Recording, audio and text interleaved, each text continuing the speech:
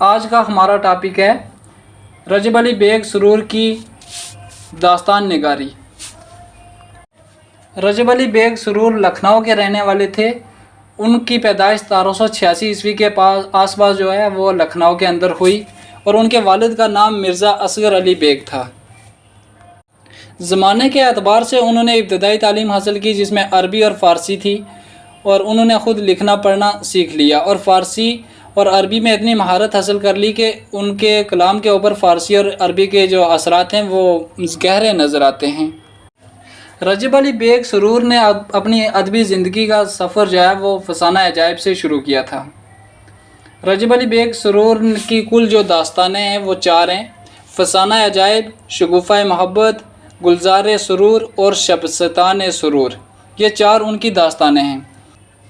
سب سے پہلے ہم ان کی داستان نگاری کے حوالے سے بات کرتے ہیں کہ انہوں نے اپنی ادبی زندگی کا جب آغاز کیا تو انہوں نے فسانہ عجائب سے شروع کیا۔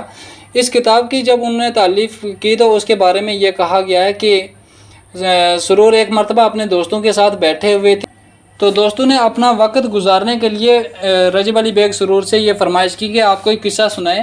تو رجب علی بیگ سرور نے ایک قصہ ان کے سامنے بیان کیا، لیکن کچھ عرصے کے بعد ان کے اوپر قتل کا الزام لگا کر انہیں لکھنؤ سے جلا وطن کر دیا گیا، اور انہوں نے لکھنؤ کو چھوڑ کر کانپور میں جا کر سکونت اختیار کر لی، اور کانپور میں جا کر انہوں نے اپنے ادبی زندگی کا آغاز کیا۔ اور جب کانپور کے اندر تھے وہاں پہ انہیں اپنے دوستوں کی اور اپنے شہر لکھنؤ کی یاد آ رہی تھی، اور اسی جدائی کے غم میں انہوں نے تصنیف و تالیف کا کام شروع کر دیا، اور اسی سال انہوں نے یہ فسانہ عجائب کو تصنیف کیا، جسے اردو نثر کی ابتدائی کتابوں میں بہت اہمیت حاصل ہے۔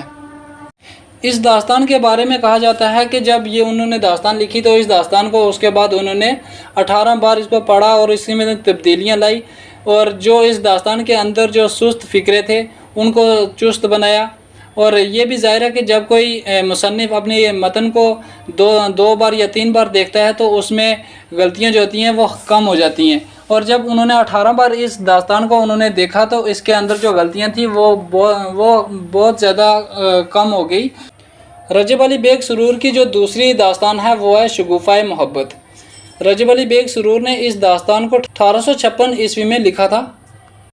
ان کی اس کتاب کا جو قصہ ہے وہ قصہ مہر چند کھتری کی جو تصنیف ہے قصہ ملک محمد و گیتی افروز اس سے ملتا جلتا ہے۔ جہاں تک اس کہانی کا تعلق ہے وہ روایتی داستانوں کے تقریباً تمام عناصر اس داستان میں بھی موجود ہیں۔ شگوفہ محبت کی جو زبان ہے بہت کچھ افسانہ جو ان کی پہلی داستان ہے فسانہ عجائب ان سے ملتی جلتی ہے۔ البتہ ان کی اس داستان کو اتنی شہرت حاصل نہیں ہوئی۔ اس کی وجہ یہ ہے کہ انہوں نے یہ جو قصہ ہے یہ قصہ مہر چند کھتری کا انہوں نے ماخوذ کیا تھا۔ رجب علی بیگ سرور کی جو تیسری تصنیف ہے جو ان کی تیسری داستان ہے وہ ہے گلزار سرور۔ یہ جو گلزار سرور ہے یہ کتاب ملا محمد رضی تبریزی کی فارسی کتاب تھی جس کا نام تھا خدائق العشاق۔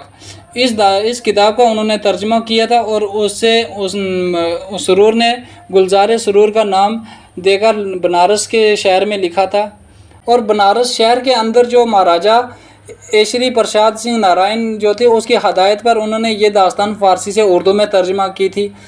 جیسے ملا وجہی کی صبر ایسے یہ بھی ایک تمثیلی داستان ہے۔ جب اس داستان کو ہم زبان و بیان کے اعتبار سے دیکھتے ہیں تو ان کی یہ جو تصنیف ہے اس میں یہ جو تصنیف انہوں نے ترجمہ کیا ہے یہ ایک اہم کتاب ہے۔ جب ہم ان کی اس کتاب کو دیکھتے ہیں زبان و بیان کے اعتبار سے تو یہ کتاب ان کی ایک اہم کتاب ہے۔ شبستان سرور۔ رجب علی بیگ سرور کی جو چوتھی داستان ہے وہ شبستان سرور ہے جو ایک فارسی قصہ الف لیلہ کی ترجمہ ہے۔ زبان و بیان کے اعتبار سے یہ بھی ایک اعلیٰ معیار کی کتاب ہے۔ فسانہ عجائب اور گلزار نسیم کی جس طرح مرصع اور مکفہ عبارت ہے یہ داستان اس کے برعکس ہے۔ اس زبان میں انہوں نے سہل اور آسان الفاظوں کا استعمال کیا ہوا ہے۔ سرور کی ادبی زندگی کے اعتبار سے ہم بات کرتے ہوئے چلیں تو انہوں نے اس کے علاوہ ایک قصہ لکھا تھا جس کا نام ہے شرار عشق۔ اس کے علاوہ انہوں نے ایک تاریخی اعتبار سے ایک اہم کتاب لکھی ہے جو تاریخی اہمیت کی حامل ہے جس کا نام ہے فسانہ عبرت۔ ان دو کتابوں کے علاوہ انہوں نے ایک اور کتاب جو فارسی میں تھی شمشیر ہانی، اس کا اردو میں انہوں نے ترجمہ کیا اور اس کا نام انہوں نے سرور سلطانی کا نام دیا۔ یہ جو کتاب ہے سرور کی، یہ زندگی کے آخری ایام میں لکھی گئی تھی۔ اس کتاب کے حوالے سے انہوں نے خود کہا ہے کہ شمشیر ہانی کو اردو میں لکھ کر سرور سلطانی کا نام رکھا اور بہت صاف اردو میں لکھا ہے۔ الغرض بڑھاپے کے دن نکمے ہوتے ہیں، گھر میں بیٹھا تمام کرتا، پیری کی صبح شام کرتا تھا، اس وقت یہ داستان میں نے لکھی ہے۔ سرور کی ادبی زندگی کے سفر میں ان کے مکاتیب کا ایک مجموعہ ہے جو انشاء سرور کے نام سے شائع ہو چکا ہے۔ مختصر طور پہ ہم رجب علی بیگ سرور کے بارے میں یہ کہہ سکتے ہیں کہ وہ اپنے دور کے ایک بلند پایہ نثر نگار تھے جنہوں نے اردو نثر کے اس اسلوب کو رواج دینے کی کوشش کی جو ان کے عہد کا رائج کردہ اور پسندیدہ اسلوب تھا۔ شروع میں نوترزہ مرزا کے اسلوب کو اپنایا اور بیچ میں انہوں نے باغ و بہار کے اسلوب کو اپنایا، لیکن آخر میں جا کے انہوں نے آسان اور عام فہم زبان میں انہوں نے تصنیف و تالیف کا کام شروع کر دیا۔ جب تک اردو ادب کی دنیا جائے یہ قائم ہے، تب تک رجب علی بیگ سرور کا نام ان کی داستانوں کی وجہ سے، ان کی جو مشہور داستان فسانہ عجائب ہے اس کی وجہ سے ہمیشہ قائم دائم رہے گا۔ شکریہ۔